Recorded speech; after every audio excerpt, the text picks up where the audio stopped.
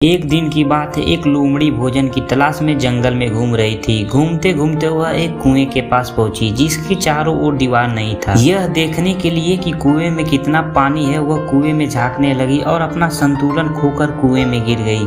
कुएं में बहुत अधिक पानी नहीं था, इसलिए लोमड़ी मरने से बच गई। लेकिन जब उसने कुएं से बाहर निकलने की बहुत कोशिश की तो बाहर निकल नहीं पाई। वह वहीं खड़े रहकर किसी के आने का इंतजार करने लगी। कुछ देर के बाद वहां एक बकरी आई और कुएं की हलचल सुनकर वो झांकने लगी। उसे वहां लोमड़ी खड़ी दिखाई दी। बकरी ने चकित होकर लोमड़ी से पूछा, लोमड़ी बहन, तुम कुएं में क्या कर रही हो?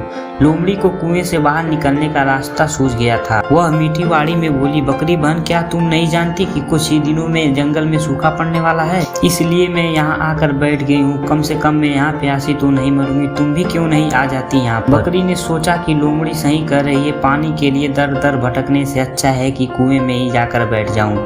पहले जाने का फायदा भी रहेगा। ज्यादा जानवर कुएं में चले गए तो वह मुझे कुएं का पानी नहीं पीने देंगे।